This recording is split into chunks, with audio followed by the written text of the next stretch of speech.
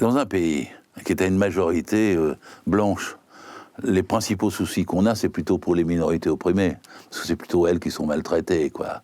Alors quand on se met à me dire que quand même, contre ceux qui sont la majorité écrasante du pays, il y aurait des discriminations avec leur couleur de peau, j'ai du mal à croire ça, quoi. Hein.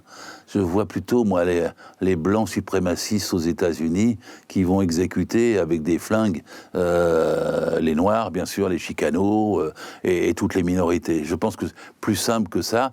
Et je pense que si on se met à accréditer l'idée qu'il y a un racisme anti-blanc, on va accréditer cette idée du suprémacisme. Et ça, c'est très dangereux, hein, très dangereux.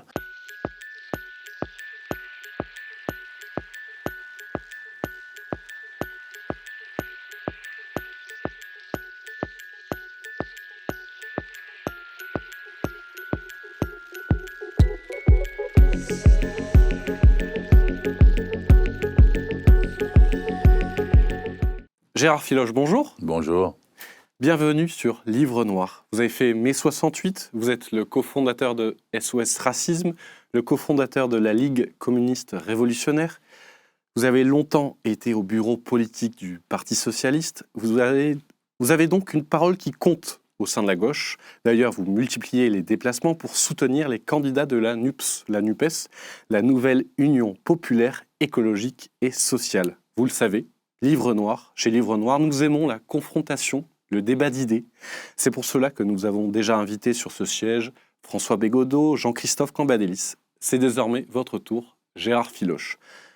Selon la tradition de l'émission, nous allons commencer par une citation, cette fois de Fabien Roussel, secrétaire national du Parti communiste. Je cite, « Dans l'histoire de France, c'est la gauche et le peuple qui ont obtenu les plus grandes conquêtes sociales. Mais entre-temps, une partie de la gauche a trahi le peuple. » Et vous, Gérard Filoche, avez-vous trahi le peuple ? La gauche n'a jamais trahi. Elle a été trahie. C'est très différent. La gauche, c'est le salariat. C'est d'abord une classe sociale. Ceux qui produisent les richesses et qui n'en reçoivent pas la part qu'ils méritent. Donc, ils se battent pour avoir cette part et pour avoir leurs droits. Et puis, il y a des partis, des syndicats, des associations qui la représentent. Et à la tête de ces partis, historiquement, il arrive ce qu'on appelle des appareils. Et ceux-là, effectivement, trahissent hélas souvent. Ils échappent au contrôle de leur base, ils ont la tête dans les institutions, les pieds dans le salariat, et ils sont en contradiction. Et c'est à ce moment-là qu'on voit des trahisons s'effectuer. De qui vous parlez ? Tous les partis. Tous les partis. Il ne faut pas être choqué moralement, parce que c'est normal qu'un parti ait un appareil.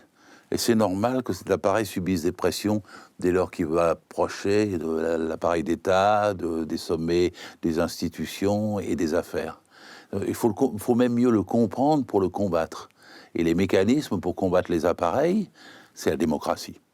Une démocratie méticuleuse, minutieuse, scrupuleuse, qui permet d'imposer la transparence et qui permet à ceux qui votent, les militants, de ne jamais se faire avoir par des manœuvres, des manipulations ou des trucages. Là, vous pensez à François Hollande. Ah, c'est celui qui a, en un siècle d'histoire du Parti socialiste, qui a le plus trahi la gauche et son propre parti. Hein, il a eu 12 500 000 voix, si ma mémoire est bonne, en 2012. Il y avait tout. Il y avait 2 villes sur 3 qui étaient socialistes et à gauche, unis. Il y avait 61 départements sur 100. Il y avait 20 régions sur 22 qui étaient à gauche. Il y a même eu le Sénat sous François Hollande, pour la première fois depuis 200 ans, qui était à gauche. Et il a fait une si mauvaise politique, tellement droitière, qu'en moins de 3 ans, il a perdu 14 millions de voix. Les électeurs se sont détournés de lui avec mépris et se sont réfugiés dans l'abstention. Alors, durant cet entretien, nous allons évoquer l'avenir de la NUPES, Jean-Luc Mélenchon, Emmanuel Macron, mais aussi votre parcours mouvementé dans les divers partis de gauche. J'en profite pour remercier nos fidèles auditeurs et contributeurs. N'hésitez pas à commenter à chaque fois, partager, liker cette vidéo, c'est très important pour le référencement. Vous êtes une figure historique de la gauche, trotskiste, révolutionnaire, socialiste, tout à la fois en fait. Oui. J'aimerais vous entendre sur l'évolution des combats de la gauche, notamment sur le wokisme, l'intersectionnalité des luttes, la laïcité, la déconstruction. Quelle est votre vision sur ces sujets ? D'abord, le salariat. D'abord, moi, je suis un fils d'ouvrier. J'ai fait 12 métiers différents et j'ai toujours gardé la place d'un salarié qui défend ses droits, son salaire, son code du travail, sa dignité au travail. Et moi, j'ai vu les choses, parce que j'étais actif à partir des années 63-64, c'est ma première carte à la CGT, et j'ai vu la grève des mineurs de 64, j'ai vu la montée jusqu'à 68, et à l'époque on me disait il y aura plus jamais de grande crise révolutionnaire, il y aura plus jamais de grève générale, on me disait tous les jours la classe ouvrière est embourgeoisée, il y a le crédit, il y a le PMU, il y a la bagnole. C'était les 30 Glorieuses. Ouais, c'était pas si glorieuse que ça. J'ai toujours un peu contesté l'appellation, mais peu importe. Et puis d'un seul coup, effectivement, en 68, le salariat, hein, c'est les jeunes ouvriers à Saviem, à Caen, en janvier 68, qu'on fait les premières barricades. Quand on parle de mai 68, moi je parle pas du wokisme, je parle de la plus grande grève générale de l'histoire de l'humanité. Il y avait pratiquement 90% des salariés qui étaient en grève dans tous les secteurs et qui occupaient leurs entreprises. Ça a concerné les gardiens de musée, le festival de Cannes qui s'est pas tenu, les footballeurs qui étaient en réunion permanente, les chirurgiens dentistes qui ont fait quasiment un soviet. Il y a eu des mouvements jusque dans les couvents, les pompistes étaient partout, il n'y avait plus d'essence. Et c'est un mouvement, c'est 11 millions de grévistes. C'est ça le mai 68. Hein. On nous présente souvent maintenant un mai 68 mondain. Avec Cohn-Bendit. Par exemple, hein. Mais le mai 68 modin, c'est de la superficie. C'était des étudiants. Oui, je ne mettrais pas les étudiants. Moi, j'étais étudiant parce que j'étais fils d'ouvrier, je faisais mes études tout en travaillant. Mais Cohn-Bendit, même en mai 68, pour moi, était un adversaire parce qu'il disait n'importe quoi à mes yeux. Il ne disait pas les choses essentielles en termes de revendications salariales, de durée du travail et de partage du travail. Et donc, ce qui a compté, c'est tous ceux qui, à ce moment-là, ont eu des revendications pour changer en profondeur la société. Et ça n'était pas que des revendications sociétales. Ça n'était pas que des revendications sur l'égalité des étudiantes et des étudiants. Ça n'était pas une affaire de piscine, c'est une affaire de travail. Et en 2022 ? C'est toujours une affaire de travail. Sauf qu'il y a quelque chose qui s'est passé en 50 ans, c'est que le salariat s'est renforcé numériquement. S'il y avait 10, 11, 12, 13 millions peut-être, c'est difficile à l'époque de salariés dans le privé, puis 3-4 millions dans le public. Aujourd'hui, nous avons 30 millions de salariés. 30 millions de salariés. Le salariat n'est pas prêt de disparaître, comme disent certains journaux tous les 2 jours. En 1910, il y avait 3 millions de salariés, nous sommes 30 millions. C'est la plus grande force sociale de notre pays. Et aujourd'hui, elle gagne bien moins même qu'après mai 68. C'est-à-dire que les salaires ont perdu plus de 10-12 points par rapport au profit. Les gains qui ont été faits en matière de droit du travail viennent de reculer depuis 10 ans. Le chômage a grossi. On est toujours 6 millions de chômeurs, hein, malgré ce que dit Macron. Il ment sur les chiffres, mais il y a toujours 6 millions de chômeurs. C'est le même halo de chômage que quand il est arrivé au pouvoir. Et puis maintenant, vous avez un taux de précarité qui a augmenté considérablement, et des inégalités considérables à l'intérieur du salariat. Donc quelque part, alors qu'en mai 68, nous étions en mesure d'imposer au patronat beaucoup de choses, maintenant c'est le patronat qui nous impose beaucoup de choses. Donc on a encore plus raison de se défendre et de se battre que quand j'avais 20 ans. Vous n'avez pas répondu à mes questions sur le wokisme, tout ce qui est intersectionnalité. C'est très difficile à comprendre ça, moi, je ne sais pas trop. Qu'est-ce que Pourquoi ? vous voulez dire ? Parce que vous êtes une figure historique et en fait, finalement, que ce combat, finalement, peut-être vous dépasse ou que c'est un combat de nouvelle génération ? Qu'est-ce que ça veut dire ?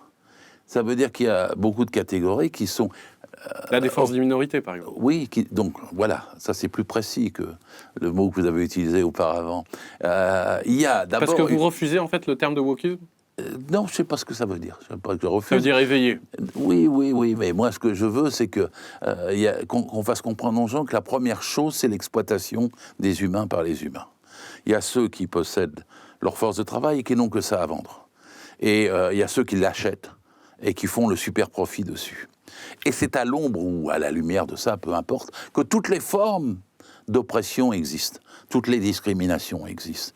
Si on veut faire sauter les discriminations, il faut d'abord faire sauter l'exploitation. Alors, vous me direz non, parce que tout ça ne marche pas, c'est ça l'intersectionnalité au même rythme, etc. Je connais cette question depuis les lendemains de mai 68. Il y avait des gens qui disaient que la lutte des sexes était plus importante que la lutte des classes, etc. Mais à certains moments, c'est-à-dire c'est vrai, ponctuellement, parce qu'il y a un combat qui va être plus en revendication, et c'était le cas à l'époque, évidemment, pour le droit à l'IVG. Il y avait des combats qui étaient pour l'écologie, c'est-à-dire qui demandaient que la pollution recule et que des mesures soient prises. Et ces combats-là peuvent arriver au devant de la scène, et ils s'épaulent tous. Mais ils n'ont tous de satisfaction que si on met un terme à l'exploitation qui suscite les inégalités. Donc vous préférez le terme lutte des classes à la lutte, par exemple, des races? Je n'oppose pas. Mais je dis que c'est la lutte des classes qui oppose les races. Le racisme est un produit de l'esclavage, pas l'inverse. C'est l'esclavage au début qui a existé, et puis qui a généré, et qui a été théorisé, qui a fourni des idées stupides en faveur du racisme. D'accord. Par exemple, revenons sur une question précise.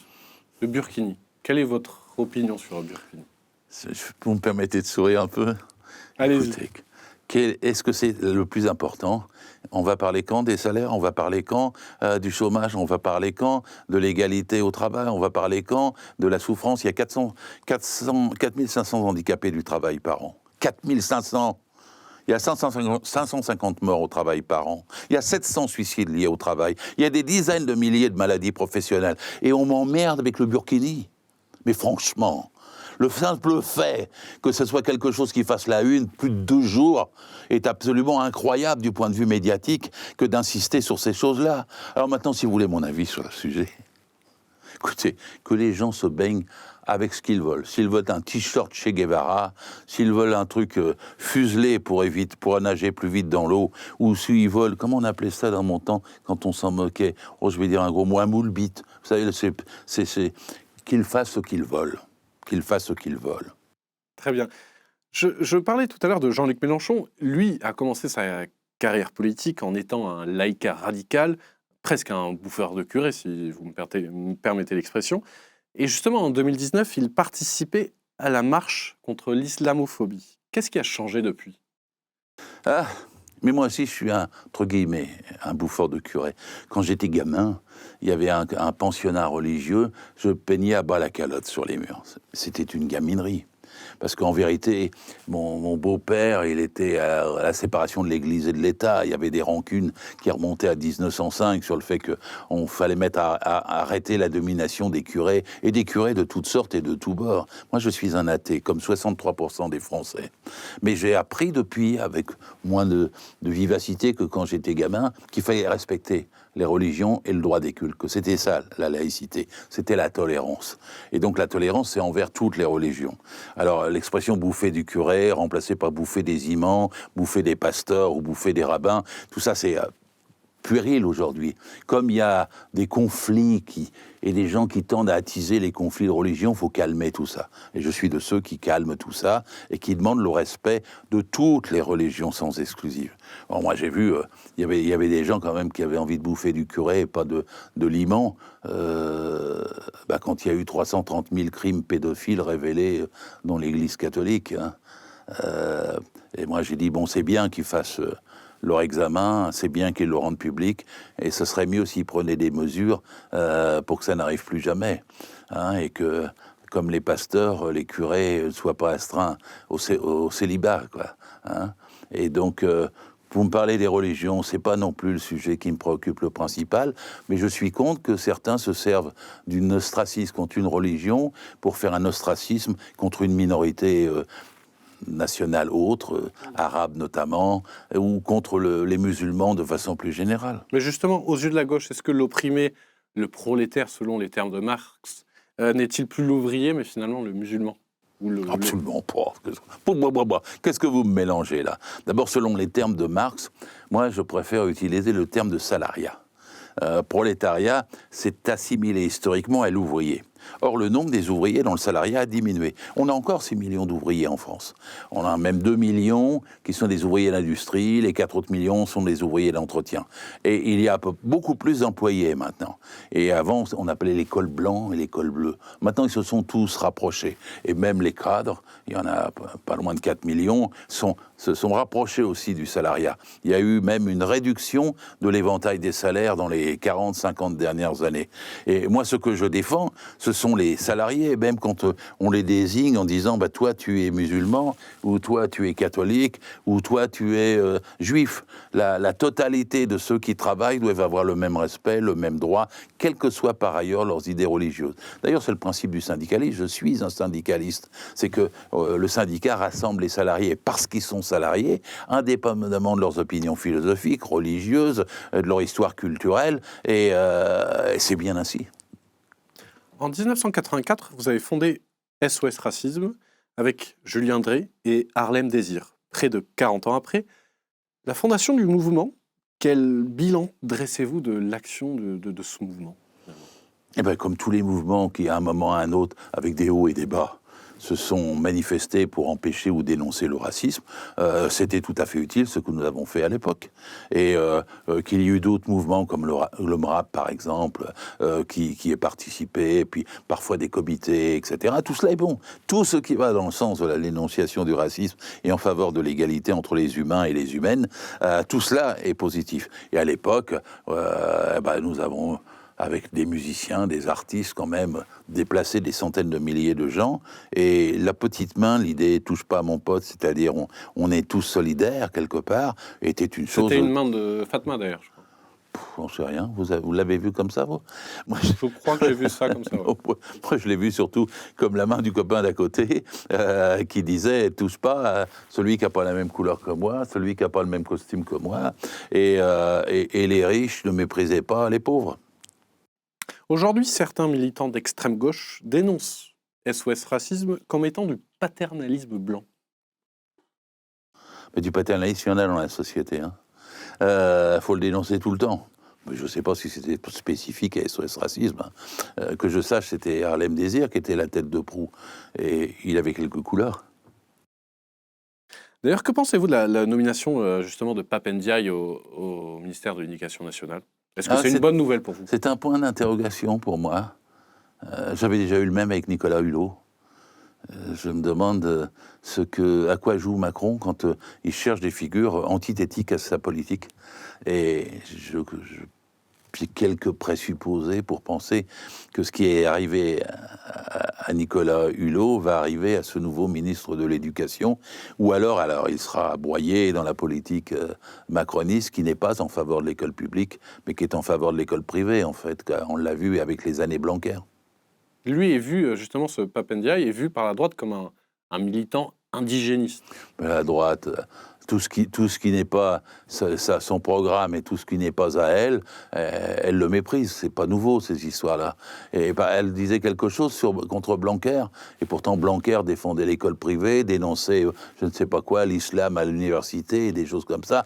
La droite n'est pas venue défendre les idéaux républicains ni l'égalité entre les enfants. On sort de Blanquer, c'est des années peut-être les pires pour l'éducation en France. On va voir avec le nouveau ministre dans quel degré il va résister à Macron et de quelle façon, sinon, Macron va l'écraser. Et qu'est-ce qu'il peut mettre en place, Pape Ndiaye ? Sous Macron, je n'en sais rien. Parce qu'il faudrait d'abord mettre les budgets à l'éducation nationale, et il ne faudrait pas les donner au patronat et au CAC 40. Il faudrait d'abord généraliser la possibilité d'avoir des petites classes. Parce que quoi qu'il en ait jamais été dit, si vous avez une classe de 10 ou 15 élèves, tout le monde se comporte mieux, il n'y a pas de décrocheurs, tout le monde doit écouter, et la progression est tout le monde. Si vous avez des classes de 35-40 élèves, évidemment, ça ne marche pas, et ceux qui rament, ils restent à ramer jusqu'à ce qu'ils décrochent. Et donc, la première des choses, c'est les moyens, mais moyens, je dis bien moyens, à l'éducation, puis pas de baratin, quoi. Des vrais lycées qui fonctionnent, des vrais collèges qui fonctionnent, des écoles primaires qui accueillent, et assez d'enseignants formés, pour pouvoir faire monter toute notre génération de jeunes aux nécessités de la production production technologique d'aujourd'hui. Il faut que le niveau monte. Et ça, je ne crois pas une seule seconde que la philosophie de Macron aille dans ce sens. La philosophie de Macron, elle va dans le sens de donner le maximum d'argent au CAC 40, aux automobiles, aux avions et à tout ce qui rapporte pour la finance. D'accord. Donc, parce que vous êtes d'accord pour dire que le niveau est très bas parmi les élèves de l'éducation nationale. Ah, c'est plus compliqué que ça. Vous avez dit le niveau doit monter. Le niveau doit monter, bien sûr, parce que maintenant on a besoin de connaissances technologiques pour à peu près tous les métiers, et on ne doit pas laisser les gens en rade. Mais je ne dis pas que le niveau n'a pas déjà monté. Il y avait des études il y a 10 ans, 15 ans, qui disaient le niveau monte. Et c'est vrai que c'est pas comparable avec le seulement savoir lire et savoir compter d'il y a 50 ans ou 70 ans. Donc déjà, il a monté. Mais comme il y a un développement des connaissances et des techniques qui est beaucoup plus avancé, faut encore plus aller dans cette voie et que personne ne se sente largué. Et je n'aime pas les classements entre les écoles, comme je n'aime pas les classements entre les hôpitaux, comme je n'aime pas les classements de façon générale, parce que c'est l'idée de compétitivité qui est propre au capitalisme. Et la compétitivité, c'est la guerre entre les humains. Moi, je suis pour la solidarité entre les humains et une société de partage. Donc, si on commence par parler de l'école avec les critères que vous évoquez, je crois qu'on est dans une mauvaise voie. Gérard Filoche, Emmanuel Macron a été réélu il y a un mois. Qu'avez-vous voté au premier tour ? J'ai voté Mélenchon, j'ai appelé à voter Mélenchon avec mon organisation, la Gauche démocratique et sociale. On a d'abord appelé à ce qu'il y ait un candidat unique. Et quand on a vu qu'il ne pouvait pas y avoir un candidat unique, on a fait comme des millions de gens, on a dit on va voter pour celui qui est le mieux placé. Donc pas de problème pour ça. Ensuite, après, vous me demandez si j'ai voté Macron. Hélas. J'ai fait comme un de mes modèles théoriques Trotsky. Quand il y avait le choix entre von Papen et Hitler, vous savez qu'Hitler est passé à cause de la division entre socialistes et communistes. Parce qu'à l'époque, les socialistes et communistes avaient la majorité. Et l'autre, dans une triangulaire, il est passé devant, alors que si les deux autres avaient été unis, il l'aurait empêché. Et Trotsky dénonçait la division entre socialistes et communistes de l'époque. Et il disait, mais mettez-vous d'accord, vous avez la même classe sociale à défendre, mettez-vous d'accord et ne laissez pas passer ce fou dangereux. Et ils ne se sont pas mis d'accord. Et alors après, il fallait choisir entre von Papen, Hindenburg et Hitler. Et alors à ce moment-là, les deux sortes de partis, les socialistes et les communistes, jamais on votera pour ça, jamais. Oh non, von Papen, Hindenburg et Hitler, les Anglais, il a dit, vous avez été assez bête pour ne pas vous unir quand il fallait vous unir, et maintenant vous êtes encore assez bête pour laisser passer le pire par rapport à ce que vous avez là. Et il leur a donné une expression qui était très bien, il leur a dit, vous comprenez, il y en a un qui a le pistolet et l'autre qui a le poison. Alors, si vous avez un ennemi qui a le pistolet et un ennemi qui a le poison, débarrassez-vous de celui qui a le pistolet, parce que c'est celui qui va vous menacer le plus vite. Ensuite, vous pourrez lutter contre celui qui a le poison. Bon, pour moi, Le Pen avait le pistolet et Macron avait le poison. Vous êtes en train de comparer Le Pen à Hitler. Je fais une analogie historique, comme toutes les analogies historiques à ses limites.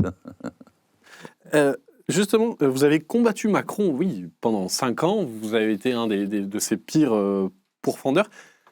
Quelle cohérence, en fait, finalement, pour un militant de gauche ? Parce que je crois que les gens se trompent. J'ai même vu des gros livres sortir, et même un livre que j'aime bien, j'invite à tout le monde, c'est par les 2 journalistes du Monde qui s'appellent Davé et L'Homme, et qui avaient déjà écrit ce qu'un président ne devrait pas dire à propos de Hollande. Et qui ont tué la candidature de Hollande, finalement, à la fin. Non, Hollande s'est tué parce qu'il a fait la loi El Khomri. C'est pas les journalistes qui l'ont tué, c'est l'erreur de sa politique. Si 2 journalistes pouvaient tuer une candidature, ça se saurait depuis longtemps. Mais leur bouquin avait un avantage, c'est qu'il révélait les dessous. Et ensuite, ils ont fait un livre contre Macron, ou plutôt entre Hollande et Macron, qui s'appelle Le traître et le néant. Et dans ce livre, ils décrivent tout très bien. J'en ferai, et j'ai fait d'ailleurs un livre qui les précédait, où il y avait déjà beaucoup de ces éléments. Mais il conclut en disant que Macron n'a pas de ligne, que c'est une marionnette, que c'est un caméléon, qui s'adapte à tout. Et ça, je ne le crois pas. Ouais, justement, Pape Ndiaye et Blanquer, c'est l'antithèse. Non, mais ça, c'est pour se cacher. Mais le fond de Macron. Et il l'avait mis dans son livre qui s'appelait Révolution. Rappelez-vous, c'est en 2017, et c'est un gars pour se faire élire, il sort un livre qui s'appelle Révolution. Un titre qui devrait vous plaire, justement. Et oui, mais pas celle-là. Ça, c'était la contre-révolution, là. Parce que ce qu'il disait, c'est qu'il était pour une société sans statut. écoutez-moi bien, sans statut.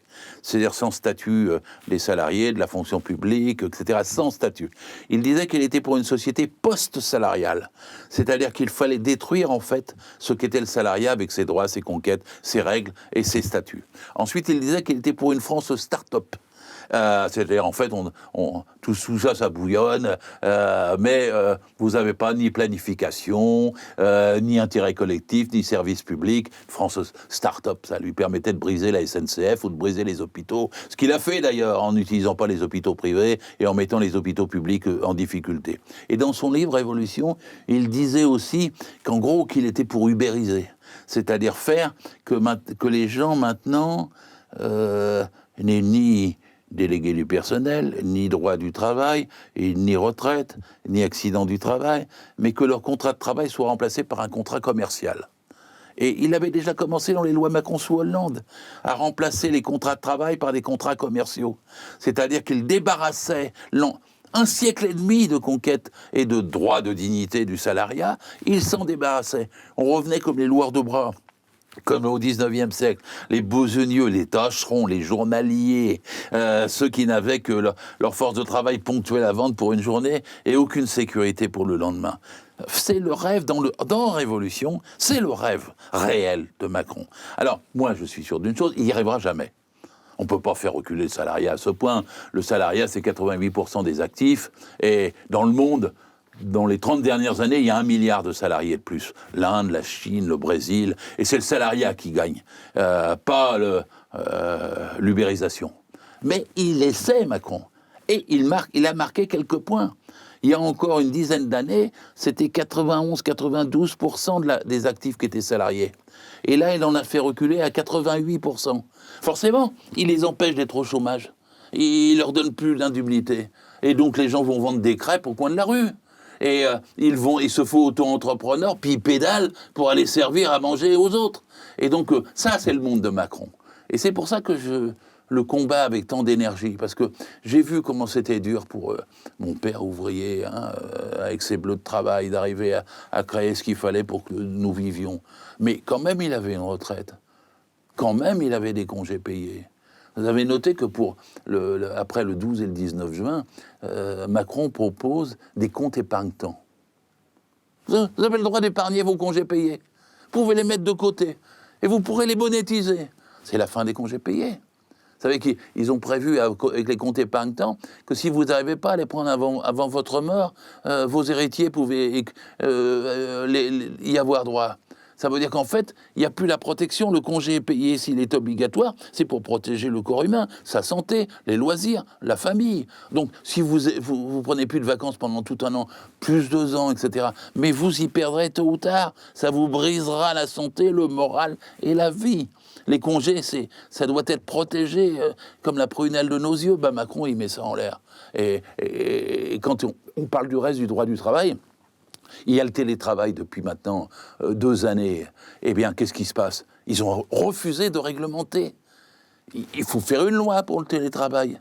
Il faut ne pas que les gens reçoivent une tâche pour le lendemain. Tiens, allô, René, tu me fais 25 dossiers pour demain. C'est pas comme ça que ça marche. Il faut dire, tu as 8 heures, et en 8 heures, l'équivalent temps des dossiers, je t'en donne 12 ou je t'en donne 10. Mais le temps doit être contrôlé quand on est chez soi, de la même façon qu'à l'entreprise. Et ensuite, il faut bien payer le siège, l'électricité, l'ordinateur, les conditions de travail. Et tout ça doit être légiféré. Ça ne doit pas être laissé au bon gré du patron. Avec Pénicaud, Borne et puis Macron, ils ont refusé de légiférer depuis 2 ans. Et alors, si je rentre sur le droit du travail... je vais vous dire, c'est le pire, c'est là où ça a régressé le pire. C'est-à-dire, Macron a dit des choses horribles, il a dit « Je n'aime pas la pénibilité associée au mot travail ». Mais jamais bossé, ce type-là. Parce que sinon, il n'a jamais utiliserait une expression comme ça. La pénibilité, d'ailleurs, n'est pas seulement physique. La pénibilité est aussi mentale.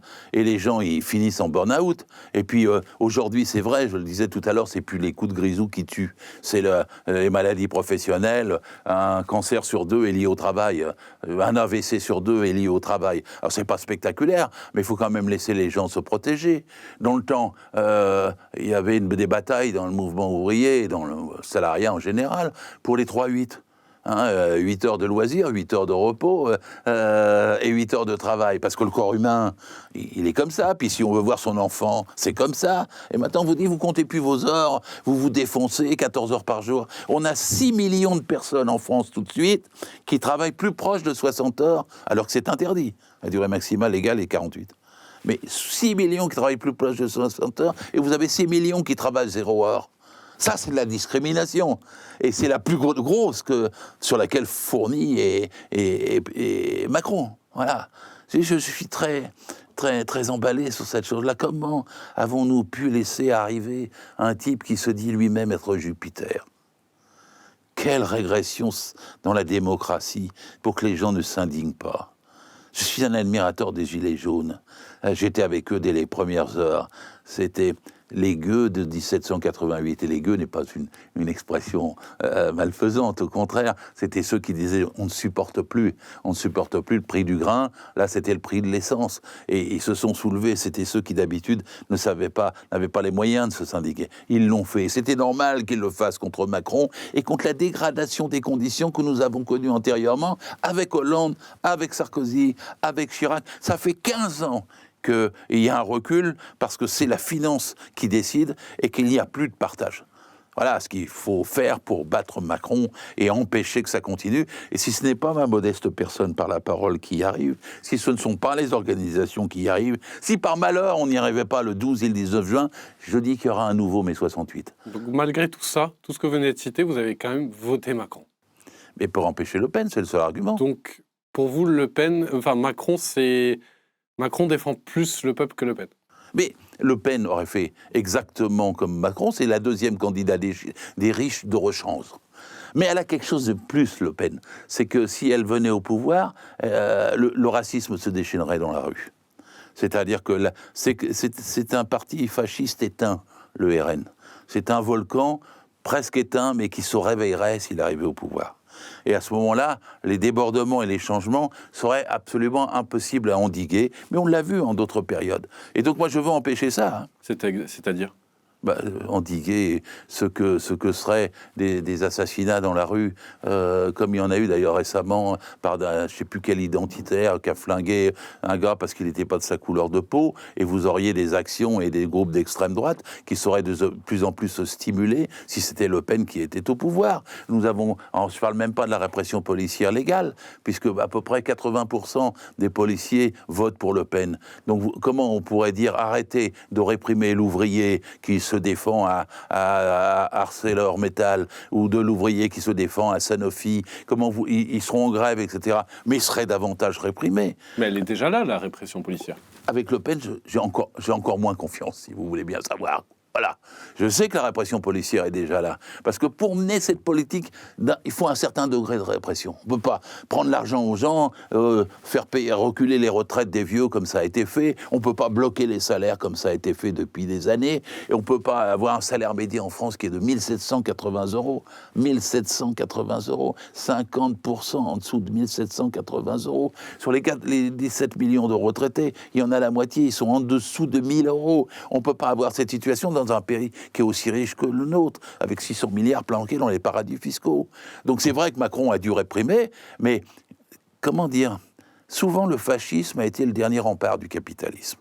C'est-à-dire quand celui-ci n'a plus les moyens de se défendre face aux mouvements sociaux, alors on appelle des gens qui, eux, sont sans foi ni loi et qui essaient de manipuler les masses, une partie des masses contre l'autre partie des masses. Ça, c'est véritablement le fascisme. Le fascisme, c'est pas seulement une question de ton, de vocabulaire, d'excès, etc. C'est un système qui vise à broyer et à étouffer tout ce que c'est le mouvement syndical, tout ce que sont la gauche, tout ce que sont les associations. Et moi, je veux pas laisser la malchance que ceci se reproduise. C'est pour ça que j'ai mis mon bulletin un peu dégoûté, Macron, pour pas être demain frappé par l'autre. Est-ce que ça a été plus dur qu'en 2017 ? Bah oui, parce que il y avait encore plus de coups pris par Macron, et il y avait encore plus d'expérience pour savoir ce qu'est le mal qu'il est capable de faire. Vous savez, en 2017, j'avais écrit qu'il était un sale type. C'était pas une bonne expression. Mais ce que je voulais dire par là, c'est que les gens qui l'encensaient, qui nous présentaient un jeune tonique, dynamique, énarque, brillant, etc. Jupitérien. jupitérien. Je voulais dire par là que les gens qui le percevaient comme ça se trompaient. Et que quand ils auraient fini de le connaître jusqu'au bout, ils verraient que c'est plutôt les borgneurs des Gilets jaunes, c'est plutôt celui qui envoie la police matraquer, et celui qui ment tout le temps, sur les chiffres du chômage, comme sur la question des salaires. Pourtant, Macron vient de la gauche, non? Ah, c'est pas vrai ça. Alors c'est ça, le c'est une légende. de François Hollande. C'est une légende. Non, attends, c'est plus compliqué que ça. D'abord, il a eu, si vous vous en souvenez, le pied à l'étrier par la droite, par Sarkozy. Il était le rapporteur de la commission Attali, où Sarkozy avait prévu, je ne sais plus combien, 350 mesures, dont Macron d'ailleurs a appliqué l'essentiel depuis, qui étaient des mesures de droite, libérales, visant à casser les services publics. Enfin, Jacques Attali était le conseiller de François Mitterrand. Ça fait combien de temps? 40 ans? Ce mec-là est un tout fou. Il est plus Attali, il est Attila. C'est pas le même type de bonhomme, mais pas le même type de politique. Il n'y a pas de continuité. Même dans sa vie, il a rompu avec lui-même, Attali. Et donc, il a recruté des gens comme Macron. Et quand Hollande est arrivé au pouvoir, il a eu ça a duré, ces états d'âme ont dû durer à peu près 5-6 mois à Hollande, parce qu'il a passé l'été, il a fait un collectif budgétaire, et puis il y a eu le congrès du PS en octobre, et aussitôt il a fait le rapport Gallois. Et à ce moment-là, le MEDEF a dit, bon, pour influer, c'est connu, hein, Rebsamen a rencontré un patron, grand patron, et il lui a dit, qu'est-ce que vous pensez? Et le grand patron lui a dit, prenez Macron à l'Élysée. Et comme Hollande était enclin à chercher un accord avec les patrons plutôt qu'avec les salariés et les syndicats, on le sait, Hollande a pris Macron. Et l'autre s'est imposé. Il s'est imposé comme si c'était sa cour de récréation. Et petit à petit, il a pris de plus en plus de poids. Et Hollande, qui était tellement orienté dans une politique de droite, il appelait ça la politique de l'offre, tellement en retrait par rapport à ce qu'il avait promis, petit à petit, il a laissé ce gars-là prendre du poids. Il l'a même mis ministre. Et à la fin, il ne croyait même pas, d'après les récits, qu'il allait se présenter contre lui. Bah oui, il s'est présenté contre lui. Alors on dit, c'est Hollande qui a le marchepied de Macron. Non, c'est Macron qui a écrasé Hollande, en profitant de ses contradictions. Ça ne s'est pas fait de façon linéaire, ça s'est fait avec des clashs successifs dont on connaît maintenant, et les historiens vérifieront cela absolument clairement. Et Hollande, comme un béné, a payé le prix de sa trahison. Le quinquennat Hollande-Valls, c'est un quinquennat maudit. C'est le pire dans l'histoire de la gauche. Il était issu de la gauche, il l'a tellement trahi qu'il a fait reculer le Code du travail 100 ans en arrière. Vous savez, le Code du travail, en 1906, le principe, c'était qu'on défendait les droits des salariés face aux entreprises. Et Hollande a eu le culot, en septembre 2016, à la télévision, de dire on va adapter les besoins des salariés aux besoins des entreprises. C'était la contre-révolution aussi, là. Et inspirés ou pas par Macron, comment ils ont fait leur symbiose et comment ils se sont disputés puis opposés, c'est assez lisible aujourd'hui. Et Macron a profité de la trahison de la gauche. Et d'ailleurs, c'est la division de la gauche qui en est résultée, qui lui a permis d'accéder au pouvoir. Le nouveau ministre du Travail, Olivier Dussopt, vous le connaissez bien. Oui. Lui faites-vous confiance? Aucune. Il était à la gauche socialiste. Je suis allé, je m'en souviens toujours, à Annonay, parce qu'il y avait des débats dans le Parti socialiste, pour aller défendre le point de vue de gauche. Il était un petit peu embarrassé à ce moment-là, parce que comme il était dans la gauche socialiste, il ne fallait pas trop qu'il s'oppose à moi, et il est resté discret devant ses propres militants locaux. Alors, quand j'ai vu qu'il était devenu ministre de la fonction publique, je n'en revenais pas. Et après, il a eu une petite phrase, c'est vérifiable. Il a dit, mais j'avais tellement envie d'être ministre. Après avoir voté contre le budget. Ouais, tellement envie d'être ministre. C'est ce qu'on appelle les renégats. Excusez-moi, j'ai des mots forts. C'est ce qu'on appelle les vendus. Ça colle bien le mot vendu. Il s'est vendu. Il a mis de côté ses propres positions, il s'est vendu, il a sa promotion, maintenant il est ministre du Travail. Mais Olivier Dussopt comme ministre du Travail, c'est une hérésie. Ce gars-là va être totalement au pied de Bercy et de l'Élysée pour faire une politique hostile. Il va faire semblant de rencontrer les syndicats, il ne leur fera aucune concession, c'est pas lui qui décidera, c'est une ombre pâle. Vous avez parlé de l'épargne-temps, vous vous attendez à quoi d'autre pour les 5 prochaines années ? De façon générale, à ce qu'ils désorganisent encore plus les services publics. C'est-à-dire que de façon générale, ça recule au niveau des transports et qu'ils soient privatisés. Regardez la RATP. Vous vous rendez compte à quel degré d'archaïsme on est pour que la privatisation de la RATP soit dans la ligne de mire. était à la présidence de la RATP. Elle est passée à la présidence du gouvernement. Mais Borne, à la RATP, il l'appelait déjà Born-out. C'est bon, parce qu'elle était insupportable. Mais la privatisation, comment on peut penser que la ligne 9 et la ligne 4 doivent être confiées à des actionnaires différents? Quel bordel ce sera! Ils seront incapables de faire face aux besoins en augmentation des transports collectifs. Moi, je suis pour la gratuité des transports. Je suis pour il y aura un quart qui sera payé parce qu'il n'y aura plus de contrôle, il n'y aura plus de machines, il y aura, etc. Ça sera une économie considérable. Puis il y aura un quart qui doit être payé par l'entreprise, puisque dans la plupart des temps, les gens utilisent les transports en commun pour aller travailler. Et donc, vous aurez ensuite moins d'embouteillages, vous aurez moins de pollution, et vous aurez un sentiment d'appartenance de la RATP, des bus comme des métros, entre les mains des citoyens.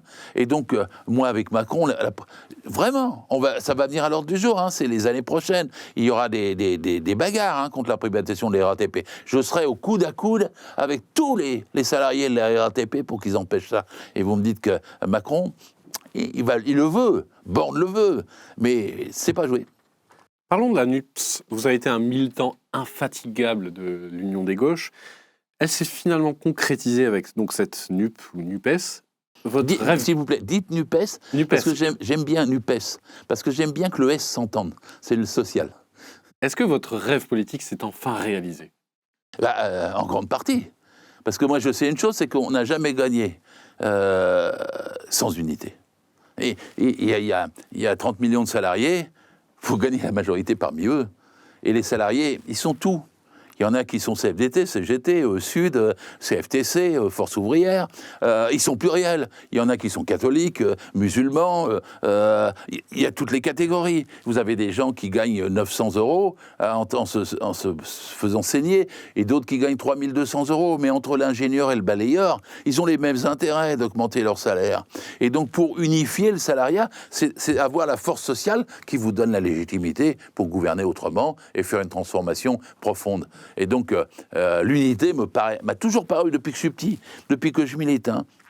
D'abord, j'étais membre du Parti communiste, en fait, dans les années 63-64, puis j'ai fondé la Ligue communiste révolutionnaire, d'abord la Ligue communiste, puis la LCR, comme vous savez. Et quand on m'interroge, moi, je dis, je suis social, démocrate, socialiste, communiste, trotskiste, et je suis même anarchiste, à terme. Parce que la gauche, c'est tout ça. Comment on peut être trotskiste en 2022 ? Comment on peut ne pas l'être ? Comment on peut ignorer le stalinisme ? Comment on peut ignorer les millions de morts de la contre-révolution en Russie ? Comment on peut ignorer les millions de morts pour écraser la révolution d'octobre ? Depuis les Versaillais jusqu'à Staline, les armées étrangères qui ont envahi la Russie. Comment on peut ignorer ça ? Le trotskisme, c'est Che Guevara de l'époque. C'est celui qui ne se contente pas d'avoir fait une révolution, mais quand celle-ci tourne mal, qui continue à se battre jusqu'à ce qu'il soit assassiné. Vous voulez un point de détail sur l'actualité du trotskisme, qui est vraiment inédit. En ce moment, en Ukraine, Poutine met des grands panneaux dans les régions qu'il prétend avoir libérées, dans le Donbass, avec un gars qui s'appelle Pavel Soudoplatov. Et en dessous, il y a marqué « Celui-là savait y faire avec les fascistes ». Donc il le réhabilite comme un héros historique. Vous savez qui était Pavel Soudoplatov ? C'était dans les années 40, 30 et 40 après aussi, mais le responsable des services secrets de Staline qui a organisé l'assassinat de Trotsky par Jackson, Mornar, Mercader au Mexique. Et ce gars-là, qui était une âme damnée de Staline, est maintenant promu comme héros pour les Ukrainiens. Il était Ukrainien. Il est promu comme héros par Poutine. Les gens qui lisent l'histoire, ils s'y perdent. Je ne voudrais pas être prof d'histoire en Russie. Mais je vous raconte ça parce que l'histoire est en continuité. Poutine, le 22 février dernier, 2022, il a l'extraordinaire déclaration qui précède l'invasion de l'Ukraine. Il dit c'est la faute à Lénine. Moi, j'ai lu ça 2 fois. Il dit pas c'est la faute au tsar, il dit pas c'est la faute à Staline, il dit c'est la faute à Lénine. Et pourquoi ? Parce que Lénine plaidait pour les droits à l'indépendance de l'Ukraine. Parce que l'Union des républiques socialistes soviétiques, c'était au pluriel. et qu'il y en avait autant qu'il y avait de républiques, elles avaient le droit d'avoir, en théorie, leur indépendance. Et ça n'a pas été fait, parce que le stalinisme l'a empêché. Et le stalinisme revenait plutôt aux grands Russes, au tsar. Donc, comprendre l'histoire, c'est comprendre pourquoi il faut être trotskiste. C'est comprendre pourquoi il fallait résister à cette dégénérescence, à cette trahison que le stalinisme a fait contre Octobre et qui aboutit aujourd'hui de façon différée, médiée, etc., à ce qu'est Poutine. Pour vous, toutes les fautes de l'URSS sont seulement imputables à Staline, alors? Non à Lénine, ni à... Ah non, non. La période révolutionnaire. La révolution se fait pourquoi? Pour la paix, le pain, la liberté, c'est-à-dire le partage, en fait, des biens, quoi. Bon, la terre. Eh ben, le rêve s'est transformé un petit peu en cauchemar. Mais c'est pas transformé, il a été balayé.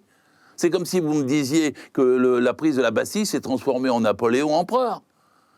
Napoléon empereur n'est pas la continuité de la prise de la Bastille. Il est en rupture. Vous êtes bien d'accord avec moi? Il n'y a pas de continuité entre 1789 et 1804. Napoléon se réclamait un petit peu de la Révolution. Eh bien, Staline aussi. C'est tout à fait comparable là, comme analogie. Parce que vous avez eu un écrasement de ce qu'étaient les sans-culottes, de ce qu'était la Révolution française, par Napoléon qui a installé des rois dans toute l'Europe, qui était sa propre famille. Et qu'est-ce qu'il a fait, Staline, d'autre que d'imposer des staliniens à la tête de la Pologne, à la tête de la Roumanie, à la tête de la Tchécoslovaquie et à la tête de la RDA? Ça ressemblait tout à fait, si vous voulez comparer, et les analogies, il faut les prendre avec pincettes, mais vous les comparez, ça ressemblait à Napoléon, et ça n'était pas du tout à la Révolution d'octobre, ni dans le programme, ni dans la volonté de Lénine et Trotsky en 1917, 1918, 1919 et 1920. Il y a eu une guerre civile. La guerre civile de 1919, 18, 20, c'était une guerre civile où il y avait des armées étrangères, avec les Russes blancs. Les armées étrangères, il y en avait 6. Les Américains ont envahi la Russie pour empêcher Lénine de gouverner. Ça a fait 6 millions de morts. Et les bolcheviks et Lénine ont gagné, mais de justesse. Ils ont failli mourir comme les communards. Ils ont failli mourir comme les Versaillais avaient écrasé les communards. Ils ont gagné de justesse, mais à un prix tel qu'ils ont perdu leur cadre, qu'ils ont perdu les moyens, que la Russie était exsangue, que la famine était partout, que les pandémies étaient partout. Et c'est là-dessus que s'est construite la contre-révolution stalinienne. Et il n'y a jamais eu de socialisme en Russie. Il n'y en a jamais eu. C'est pas le socialisme qu'il faut mettre en cause, c'est la contre-révolution. Je vois parfois des gens de droite qui disent retourne en US. Mais l'URSS, c'est leur pays. C'est eux qui ont fait la contre-révolution. Donc pour vous, l'URSS, c'est de droite? Mais l'URSS, c'était la prison des peuples. C'était l'interdiction pour des pays comme l'Ukraine, le Kazakhstan, ou les pays baltes à l'époque et tout ça, d'avoir une vraie vie indépendante, culturelle. C'était les grands Russes qui dominaient. Enfin, l'URSS a quand même été défendu très longtemps par le Parti communiste français. Ah bah oui, mais le Parti communiste français, à cette époque-là, était stalinien. Et le Parti communiste français a changé. Vous avez fait justement partie de ce PCF. Oui, mais je me battais contre. C'est là que j'ai appris le trotskisme. Un jour, c'était un dirigeant stalinien, il m'a dit « T'es trotskiste », je n'avais pas lu, mais quand j'ai lu, je le suis devenu en connaissance de cause. Justement, donc revenons à la NUPES. Vous avez dit « Un candidat de gauche, tu vas au second tour. 2 candidats, tu perds au premier. 9 candidats, c'est du suicide. » Est-ce que c'est seulement du calcul mathématique? Ben non, mais c'était vrai. Excusez-moi. Qu'est-ce qui s'est produit? C'est qu'il y avait 4 candidats, 5 candidats, 6 candidats, 7 candidats, et qu'ils étaient tous entre 2, 8, 9% au maximum dans toute la première phase de l'élection présidentielle. Et c'est pour ça qu'il y a eu tellement de gens comme moi qui ont fait des efforts, des appels, des mouvements, des appels syndicaux, des appels de personnalités, des appels de militants, pour qu'il y ait l'unité, un candidat unique, pour que tout le monde se mette autour d'une table, trouve une plateforme commune, et trouve... Alors on me disait, c'est pas possible, une plateforme commune, il y a trop de différences. Ah bah oui, mais on vient de le faire. Ah, c'est pas possible qu'on se mette autour d'une table, ils sont pas d'accord. Bah oui, mais on vient de le faire. Alors si ce qu'on a fait aujourd'hui, on pouvait sûrement le faire il y a 1 an ou 2 ans. Hein. Ah oui, mais c'est seulement parce que maintenant il y a eu la victoire de l'un sur les autres que ça devient possible. C'est même pas vrai. Oui, Mélenchon a quand même écrasé avec son score. Mais Anne Hidalgo. C'est le chemin de l'unité que les gens cherchaient en votant pour Mélenchon. Parce que la progression de Mélenchon est dans les dernières semaines. Parce que les gens disaient, bon, bah, on ne peut pas arriver, on va perdre. ça va être foutu, ça va être un désastre. Alors on met nos cartes, ce qu'on peut, notre bulletin de vote, sur le mieux placé. Et c'est comme ça qu'il a décollé. C'était l'aspiration à l'unité, puisqu'elle n'avait pas pu se faire par la négociation, par un accord sur une plateforme politique. Les gens se sont substitués, puis ils ont dit allez, on vote, même si on l'aime, même si on l'aime pas, on vote. Et du coup, les autres ont perdu. Ceci dit, quand même, le total des 4, c'était 32 millions de voix, 32%, et pas 22 millions 22%. Hein, c'est-à-dire que si il y avait la totalité de la gauche sur un même candidat, elle était en tête au premier tour. En tête au premier tour. Ce qui changeait les choses pour le 24 avril, j'étais pas obligé de me tordre pour voter Macron contre Le Pen. Il y avait un vrai espoir, c'est que là, je votais Mélenchon des 2 pieds, des 2 mains, en courant et en ramenant tout le monde pour qu'il gagne le 24 avril contre Macron. Et ça se serait fait. Ça serait arrivé. Et donc, en fait, on a perdu la présidentielle le 10 avril. Ça a été un désastre, puisqu'on a été confronté à Macron-Le Pen. Mais on l'a perdu parce qu'il n'y avait pas l'unité. Et les électeurs ont eu le bon goût de quand même chercher à concentrer leurs efforts sur le candidat le mieux placé. Et les 22% ont ouvert la voie de façon assez positive à la situation dans laquelle nous sommes. Donc pour vous, c'est la faute à Roussel et Hidalgo ? Ah non, c'est surtout pas ce que je viens de dire. Parce que si on prend, par exemple, en premier Roussel, il avait proposé, il y a très longtemps, j'étais au Congrès du Parti communiste comme invité il y a 4 ans, et il avait proposé l'unité à Mélenchon. Celui-ci s'est déclaré tout seul. Alors après, Roussel a dit « je me déclare ». Mélenchon a dit « pourquoi on ne se met pas d'accord ?»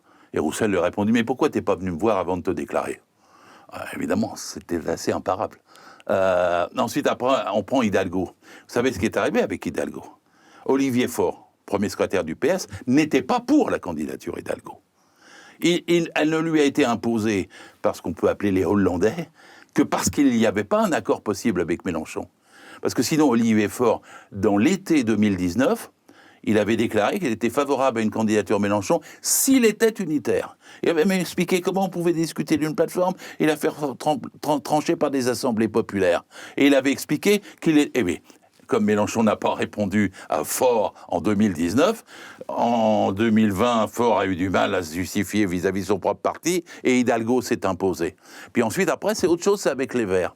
Parce que les Verts, je vais vous donner mon opinion de façon détaillée. S'il y avait une liste commune aux européennes, rouge, rose, verte, elle aurait d'abord été en tête aussi déjà. À cette époque, l'unité aurait été préparée. Elle n'aurait pas été faite au forceps, tardivement. Et si elle avait été préparée, il n'y aurait pas eu une illusion chez les amis verts qu'ils ont eu. Puisqu'on est à 12%, ils ont pensé c'est l'air verte. Et donc ils se sont mis un peu dans une position d'hégémonisme qui s'est révélée fausse. C'est encore le fait qu'il n'y ait pas eu d'unité à temps. Et puis quand Jadot avait essayé, en avril 2020, de faire une réunion, la France Insoumise, à ce moment-là, y était présente, mais n'a pas apporté de discussion, n'a pas fait de proposition, ce qui fait que cette réunion a avorté. Si depuis des années, il y avait une volonté unitaire, l'unité que nous avons aujourd'hui serait déjà plus mûre, plus forte, plus dynamique, plus populaire. Elle aurait gagné le premier tour de la présidentielle et évidemment celle des législatives. Par contre, je laisse de côté ça pour les jours qui viennent. Vous m'avez interrogé, mais je suis pas, comment dirais-je, c'est plus ma priorité. Ma priorité, c'est de gagner le 12 et 19 juin et de faire que l'unité se passe le mieux possible maintenant qu'avec joie, elle est réalisée. Ça, quand j'ai vu qu'il y avait le tournant et que ça avait commencé mal, le soir du 10 avril, c'était ici, c'est la force, Roussel à la poubelle, la faute à Hidalgo, on va s'entendre qu'avec le PC et le NPA, le PS jamais, c'est définitif, avait-il été dit. Quand j'ai vu ça les premiers jours, je me suis dit, on s'est foutu pour juin, puis j'ai vu les choses se faire. Alors moi, je faisais modestement des tweets, des prises d'opposition, des articles, puis j'ai vu les choses se faire, et tout ce qui était nié la veille est devenu possible. J'ai vu des dizaines de milliers de gens qui me disaient « plus jamais PS !» qui me disaient « ah, le PS a changé !» Bah oui, c'est le PS fort, vous auriez regardé plus tôt, vous auriez déjà vu ça, parce que ça vient de loin.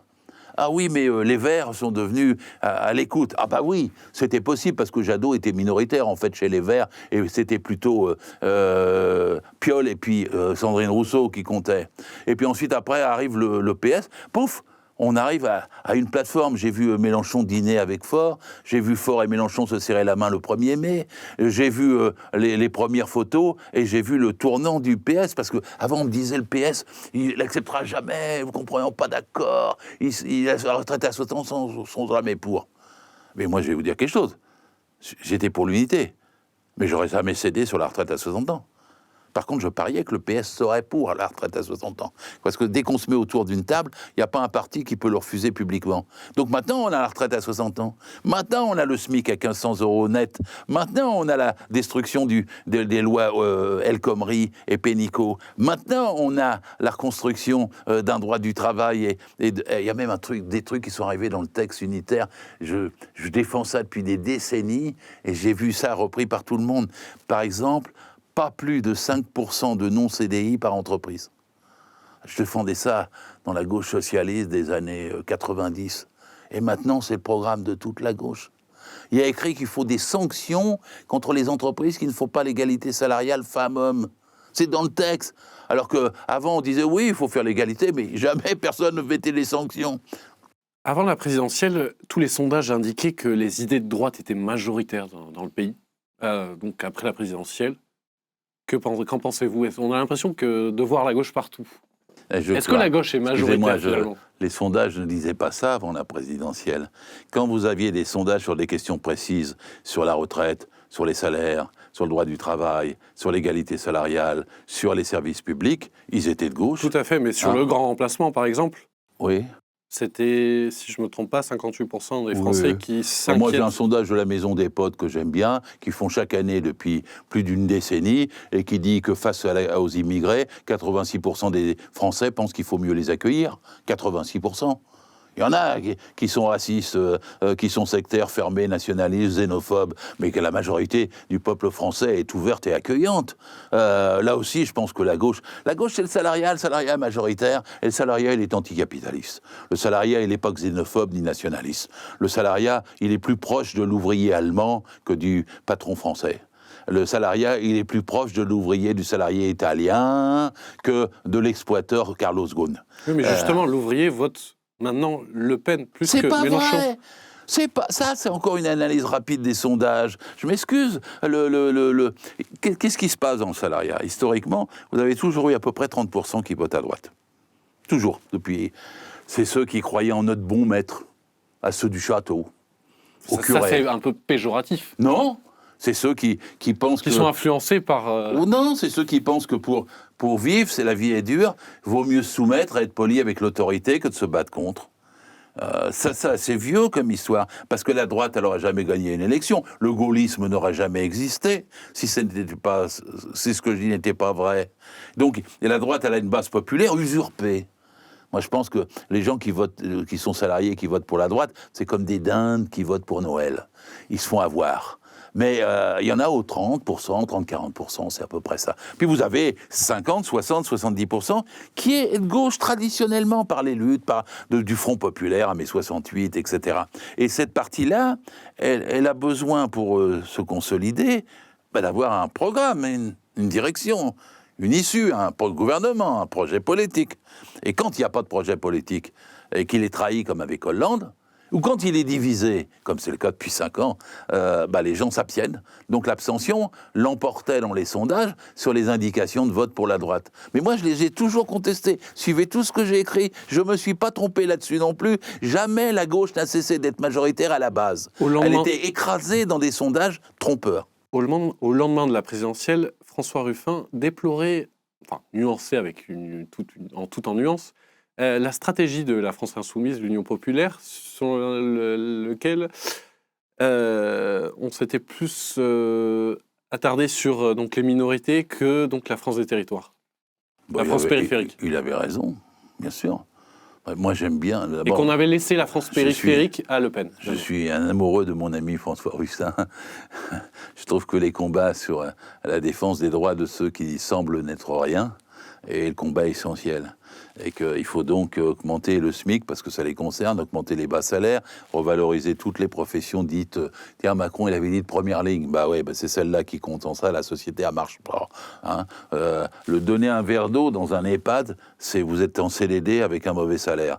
Donner un verre d'eau dans un avion, vous êtes payé avec un salaire 10 fois supérieur. C'est le même geste pourtant. Et qu'est-ce qui répartit ça? Tout simplement les questions des actionnaires, de l'enjeu financier qu'il y a derrière. Et donc, faut revaloriser le fait de donner un verre d'eau à une personne âgée dans un EHPAD et non pas de la maltraiter. Et François Ruffin se bat pour ça, comme je me suis moi-même battu toujours. Donc, mais justement, Ruffin déplorait la stratégie finalement de Terra Nova.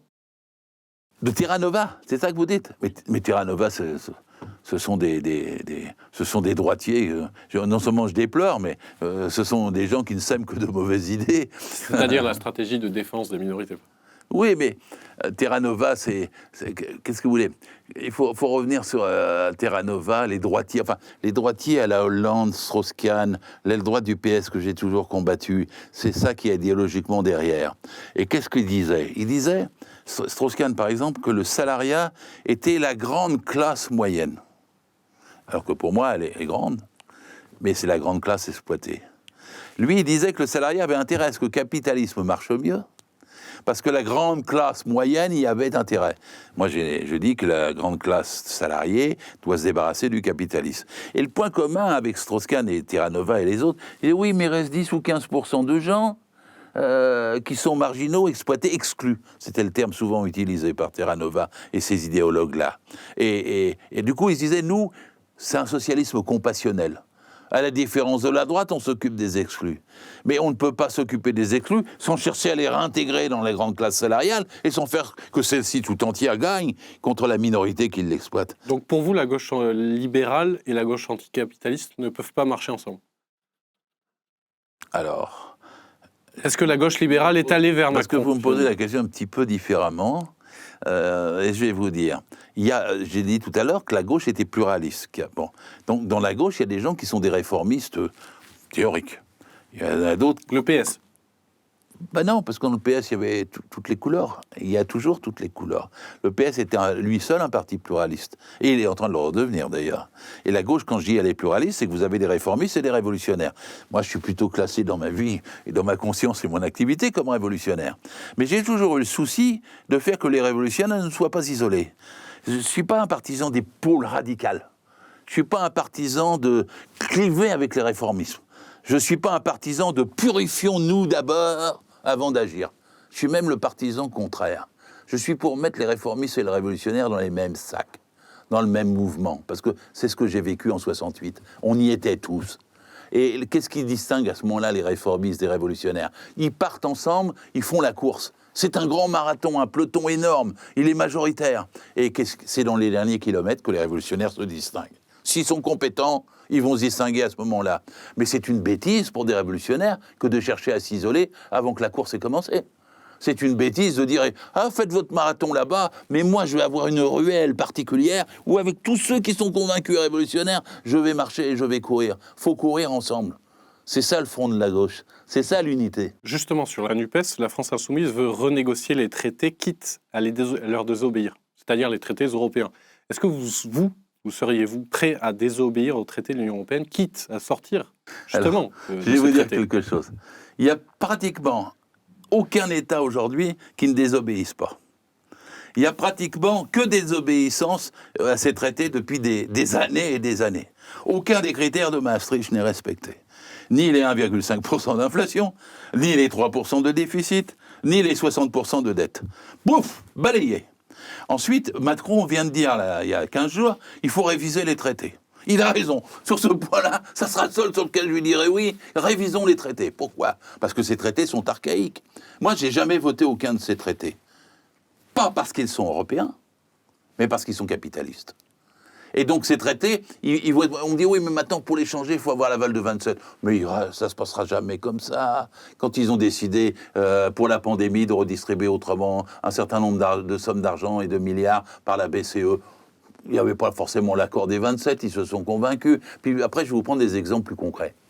Macron, quand il arrive en octobre 17, il réunit les gendarmes et les policiers à l'Élysée, avec les états-majors.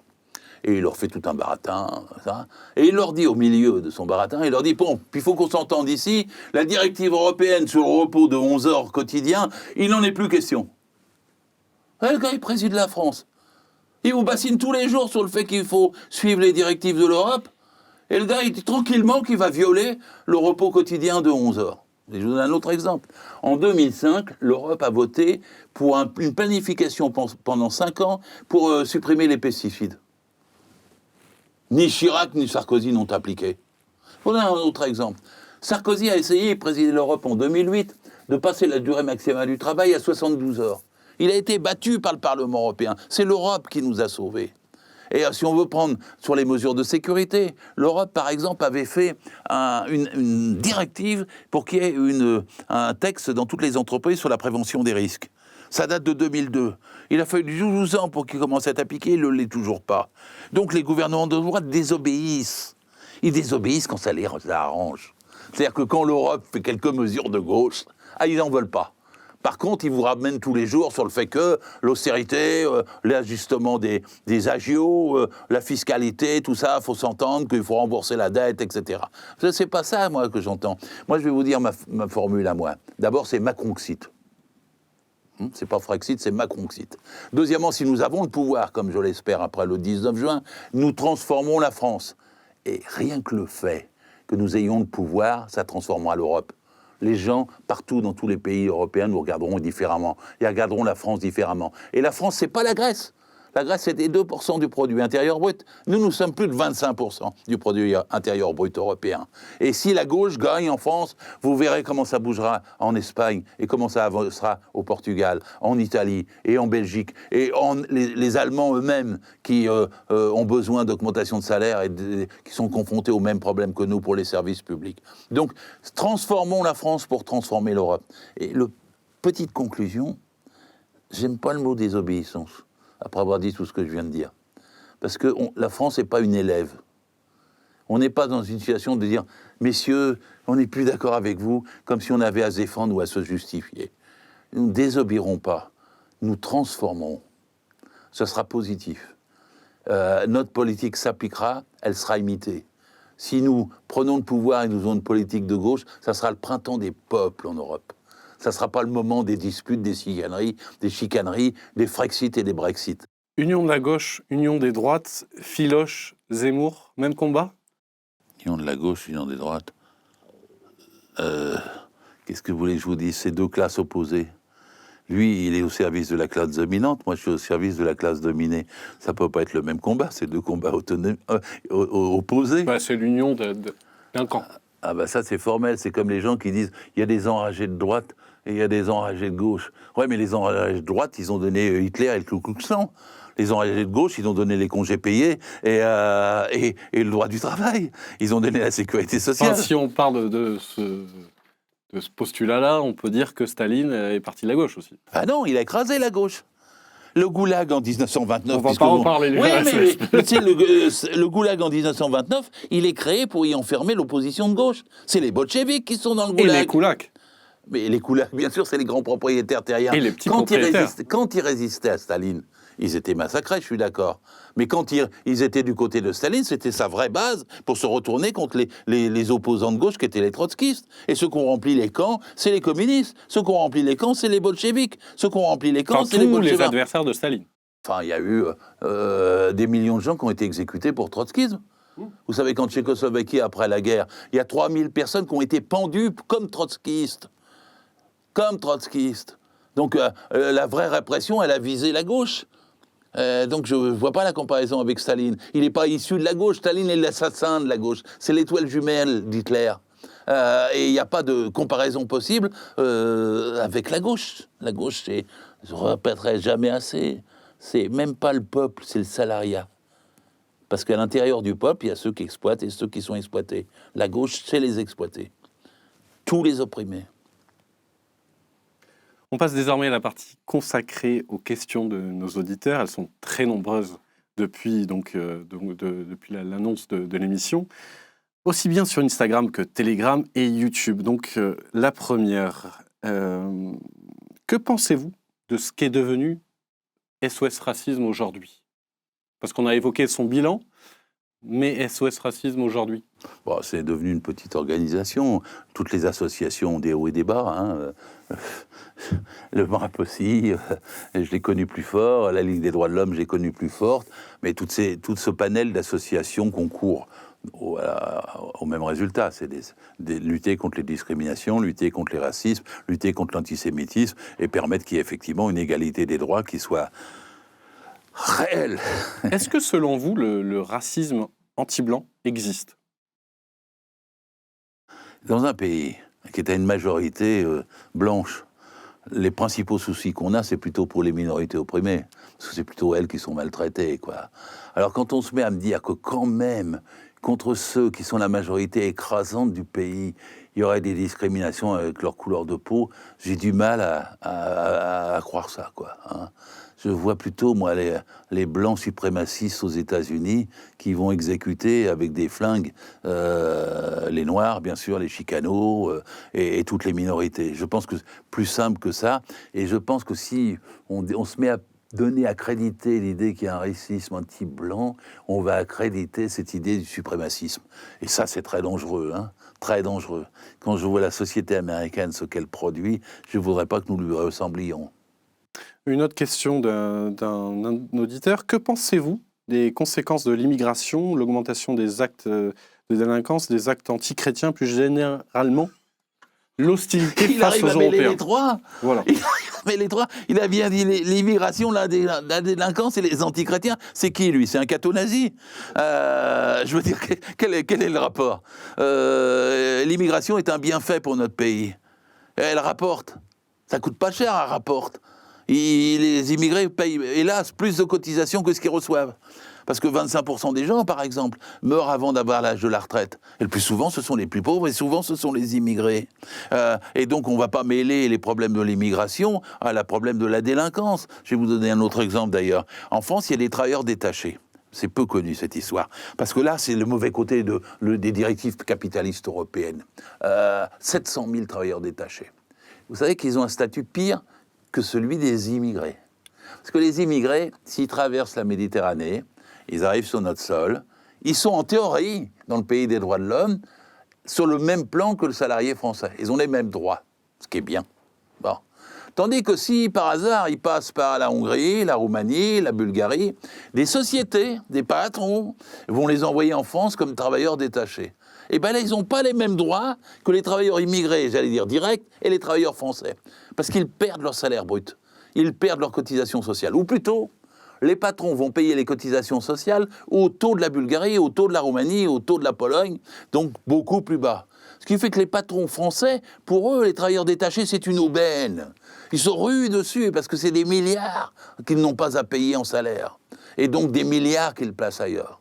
Et donc, le travailleur détaché, par exemple, je suis immédiatement, si nous arrivons au pouvoir, pour rejeter unilatéralement cette directive. C'est tellement injuste, c'est tellement discriminatoire en Europe qu'on ne pourra pas l'accepter une seule journée dès qu'on sera au pouvoir.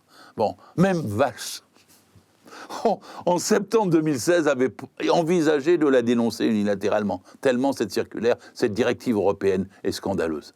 Mais l'immigration, il faut la traiter de façon normale. C'est normal que les gens arrivent dans les pays riches. C'est normal qu'ils arrivent souvent, d'ailleurs, avec des compétences. C'est parmi souvent les plus qualifiés. Et c'est dommage pour leur pays d'origine. Est-ce que pour vous, le capitalisme utilise l'immigration? Bien sûr qu'il l'utilise. Bien sûr, il l'utilise deux fois. En les pillant là-bas et en les pillant ici. Il prend toutes les richesses qu'il peut et c'est pour ça que les gens ne peuvent pas vivre dans leur pays d'origine. Et quand ils arrivent ici, il essaie de leur faire la pression en disant « Ah, tu veux ta carte de travail, ah, tu veux être comme les autres. Eh bien, tu as intérêt à bosser 2 fois plus et je ne te paierai pas des heures supplémentaires parce que tu n'es pas dans une position pour t'en plaindre. » Et donc le capitalisme, évidemment qu'il l'utilise. Les patrons recherchent le maximum de profit. Vous savez, le capitalisme, c'est quoi? La compétitivité, donc la guerre. La compétitivité, donc l'exploitation. Donc les immigrés d'aujourd'hui seront remplacés par un autre moins cher? Ah ben c'est ce que le patron cherche toujours. Mais nous sommes des militants qui voulons empêcher ça. nous voulons que tout le monde ait l'égalité des droits sur notre sol, nous voulons que tout le monde ait l'égalité du SMIC quand c'est le SMIC, ou des salaires quand c'est les conventions collectives. Et donc, nous voulons intégrer les gens au sens... voilà, et puis ensuite, nous sommes certains, c'est que si nous parvenons à les intégrer et que nous parvenons qu'il y ait l'égalité, ils progresseront dans une situation, un apprentissage tel qu'ils seront utiles pour leur pays plus tard. Et ils voudront revenir, parce qu'il y a besoin de compétences, de techniques dans tous les pays africains, si je pense qu'à ceux-ci, ou tous les autres pays d'où viennent l'immigration, en Amérique latine ou d'Asie du Sud-Est. Et donc je suis pour qu'on négocie avec ces pays, comme tout le monde le dit d'ailleurs, pour qu'il y ait des coopérations et non plus du pillage des ex-colonies. Mais justement, quand vous disiez tout à l'heure que le capitalisme utilise les immigrés, est-ce que le capitalisme utilise les immigrés contre les travailleurs français ? Bien sûr. La bourgeoisie, elle cherche toujours à diviser le salariat en catégories qui ont des intérêts différents. Donc pour un salaire à la baisse, justement. Mais oui, bien sûr. Mais nous luttons contre ça. C'est le patronat qui veut faire ça. Et nous luttons contre le patronat. Je suis content quand les gens sont soucieux des différences de salaire entre les immigrés. Parce que je dis, tournez-vous vers les patrons, c'est leur faute. Allez manifester devant le MEDEF, c'est leur faute. Et veillez à ce qu'ils respectent l'égalité des droits. Parce que cette égalité des droits, vous trichez. Mais c'est pas à cause de l'immigré, c'est à cause du patron. Donc l'immigration est un problème pour les droits salariaux. Mais il n'est pas un problème. C'est le patronat qui est un problème pour les droits salariaux. Parce qu'il utilise les discriminations, il divise. Mais vous savez, moi, j'étais jeune en Normandie. C'est juste une variable d'ajustement, finalement. J'étais jeune, j'étais en Normandie, j'habitais Sotteville-les-Rouen, et il y avait des gens dans le voisinage, ils disaient « Les Bretons viennent nous prendre notre pain. Les Bretons viennent prendre le pain aux Normands. » C'était le même raisonnement stupide qui croit que c'est le gars d'à côté qui vous prend quelque chose alors que le banquier est en train de vous prendre tout votre argent, de vous mettre des agios, vous mettre des découverts et que le patron est en train de vous faire des heures supplémentaires qu'il ne paye pas. Faut pas que les gens se trompent. Le responsable, c'est le banquier et le patron, c'est pas l'immigré, quelle que soit la couleur de sa peau. Et surtout pas les Bretons, je les aime bien. On a parlé tout à l'heure de racisme anti-blanc. Est-ce que... vous pensez, est-ce que vous avez vu certains blancs minoritaires dans certains quartiers populaires ? Excusez-moi, vous dites, on a parlé tout à l'heure de... Vous avez parlé de racisme anti-blanc. Je vous ai posé la question, j'ai relayé effectivement la question d'un internaute. Vous y revenez une deuxième fois dessus, et je vous ai dit une deuxième fois que ce n'était pas un problème, et que ce n'était pas de cela dont il fallait parler. C'était l'égalité des droits, c'était de l'égalité des salaires, c'était de l'égalité des horaires, c'était du partage du travail, c'était d'avoir des délégués du personnel, des comités entreprises qui fonctionnent, c'était d'avoir une médecine du travail qui prenne soin de tout le monde, quelle que soit la couleur de sa peau, c'était d'avoir une inspection du travail qui empêche les patrons de tricher en opposant les uns les autres, l'immigré maghrébin et le salarié français. C'était d'avoir des responsables politiques qui, quand ils parlent à la télévision, quand ils parlent au nom du gouvernement, c'est des responsables politiques qui prônent l'unité, et pas des responsables politiques qui hypocritement viennent dire bon, je vais en faire une loi contre le séparatisme parce que tout le monde est séparé. Et du coup, ils entraînent la discussion pendant des semaines et des mois sur le séparatisme, là où il faudrait l'entraîner sur l'adhésion, la fraternité et le combat commun de tous ceux qui sont sur notre sol. Donc pour vous, il n'y a pas de séparatisme ? Vous voyez, il y avait des gens qui veulent se séparer. Moi, je vois plutôt les gens qui veulent que leur salaire augmente pour tous. J'ai jamais vu quelqu'un qui dit « Non, moi je suis immigré, vous m'avez donné trop de salaire, je suis séparé. » Non, je vois pas ça. Et je vois par contre des gens qui disent « Oui, mais c'est de la faute si. » À ces gens-là, je leur dis « Non, c'est de la faute au banquier. Tourne-toi vers le banquier. Ne te tourne pas vers son compagnon de travail. Il a les mêmes intérêts que toi. Tous les salariés ont les mêmes intérêts. Ingénieurs ou balayeurs, immigrés ou français. » Comment voyez-vous l'avenir du Parti socialiste ? Il y a un point d'interrogation. Vous savez, le Parti socialiste, c'est une organisation traditionnelle. Tradition, c'est important parce qu'il y a des partis bourgeois de droite traditionnels. Vous connaissez les théories de René Raymond qui parle des orléanistes, des bonapartistes. Et ça arrive à... Ça se vérifie toujours, en gros. Sur 130 ans, 150 ans. Et dans le mouvement social, il y a aussi des partis traditionnels. Il y a eu un moment donné, et je voudrais qu'il revienne, où Jean Jaurès, en 1905, a réussi à faire un congrès du Globe, c'est beau en plus. C'était boulevard de Strasbourg, pas loin maintenant de là où j'habite. Il était 286 délégués. Ils venaient de tous les courants politiques.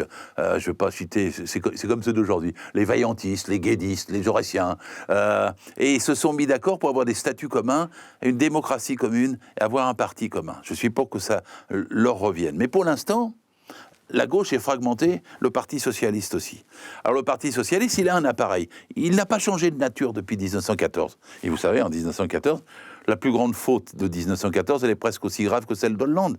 Il a trahi, puisqu'il a trahi Jaurès dès qu'il a été assassiné, en se lançant dans la guerre impérialiste.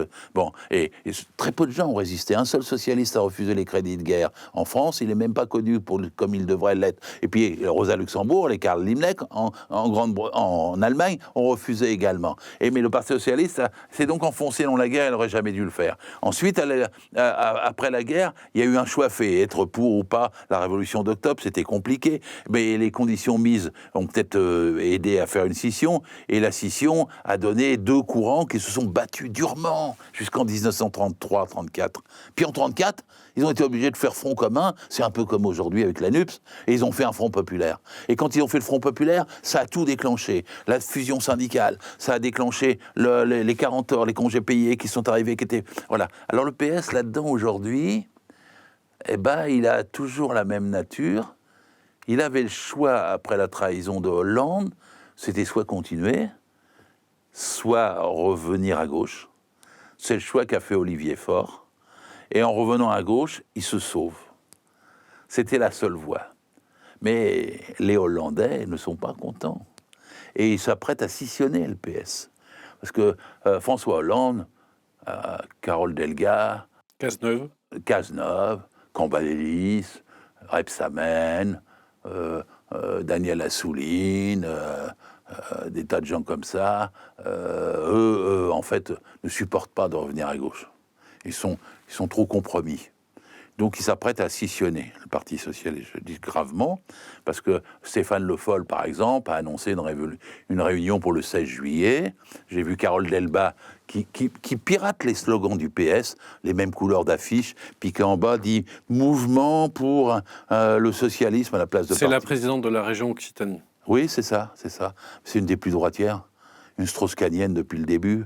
Elle ne défend pas du tout la transformation sociale. C'est une bureaucrate. Et surtout, là, elle est en train de scissionner. Elle est minoritaire. Enfin, en plus, c'est invraisemblable. Le Parti socialiste à Hidalgo obtient 1,7% des voix. Et ils volent encore moins. C'est l'histoire de la gauche de scissionner. Non, c'est le Parti socialiste dont on parle. Ils ont 1,7% des voix et ils volent encore moins. J'espère qu'ils auront 0,2 ou 0,1 ou 0,5. Mais ils essaient de se regrouper parce qu'il y a des enjeux de pouvoir, des enjeux d'argent, etc., d'apparatchik, etc. Et ils essaient de faire la peau à Olivier Faure et à sa majorité. Alors Olivier Faure, il a gagné au Conseil national par 167 voix à 101. Si ça reste comme ça, Olivier Faure sauvera le Parti socialiste. Si les autres arrivent à faire sauter ça, Cambadélis, il a dit, heureusement ils sont divisés. Cambadélis a dit, on gagnera au prochain congrès. Carole Delga a dit, on présente des candidats maintenant. Cazeneuve a dit, je sors maintenant. Hollande a dit, je vais voir, je vais essayer. Comme toujours, il hésite sur un bouchon sur l'eau. Il voulait se présenter à Tulle. Vous avez vu ça, Hollande? Il a intrigué pour être candidat. Et puis, son ancien suppléant, maire de Tulle, était contre lui. Et puis, le président du conseil général de Corrèze était contre lui. Alors, Hollande, il a fait comme d'habitude, je me couche, je me présente pas. Mais il a soutenu quand même deux candidats qui se mettaient d'accord avec Delga et avec Le Foll. Et puis, il va faire des meetings, il vient de l'annoncer, pour aller les soutenir. Donc, il va aller soutenir une scission. Elle est déjà faite, parce qu'ils n'ont pas le droit au statut, au sigle du PS, parce qu'ils n'ont pas le droit à l'argent du PS, à la reconnaissance du PS. Et donc, ils sont en train de combattre contre la NUP. L'unité de la gauche se fait, et ces gars-là qui ont plongé le PS dans une situation dramatique se battent contre l'unité de la gauche. Ils ne méritent pas grande considération. Merci à vous, Gérard Filoche. Merci de nous avoir suivis. N'oubliez pas de vous abonner, de commenter, de partager, de liker cette vidéo. J'ai le droit à mon mot de conclusion. Écrire des livres, c'est pas pour le plaisir de vendre. Moi, c'est pas l'argent. C'est un travail militant. Est-ce que vous pouvez juste laisser Ouais, mais je le monte comme ça et je le remets. Hein. Écrire des livres, c'est pas une question d'argent. C'est une question d'idée. C'est un instrument militant. Les vidéos sont précieuses, mais les livres le sont encore plus. Et j'ai écrit tout le quinquennat d'Hollande, en détail, Dedans, il y a des scoops, pour ceux qui voudront faire attention. Il y a des anecdotes qui sont absolument inédites. Il y a tout un bagarre qui était celui de la gauche socialiste qui est raconté. Ça va de novembre-décembre 95 jusqu'aux 14 manifestations contre la loi El Khomri. Et ma revue, c'est Démocratie et Socialisme. Elle est 30 ans d'existence. Il n'y a pas un média en 30 ans qui ait cité ma revue. Alors on s'exprime chaque mois, mes amis et moi, dans cette revue, et qui a 4000 abonnés, je sais que c'est modeste, mais il y a des revues qui sont bien plus connues et qui n'ont pas 4000 abonnés. La mienne, notre politique, celle de la gauche démocratique et socialiste, mérite d'être écoutée et d'être relayée, alors que pour l'instant, on est étouffé dans tous les médias. Justement. Et merci à vous de m'inviter à parler. Justement, donc votre livre, on peut le citer, Mai 68, une histoire sans fin. C'est le deuxième tome. Le premier allait de 1964 à 1994 et celui-ci va de 1994 à 2018. C'est mes mémoires. À mon âge, j'aurais voulu les écrire plus tard, mais j'écrirai, j'espère, un troisième tome. Merci à vous, Gérard Filoche. Merci de nous avoir suivis. N'oubliez pas de vous abonner, de commenter, de partager, de liker cette vidéo. Vous pouvez nous soutenir aussi sur notre site livrenoir.fr. Avec un abonnement, vous y trouverez des contenus exclusifs. Encore un grand merci donc à Gérard Filoche d'avoir accepté notre invitation et très bonne soirée à tous.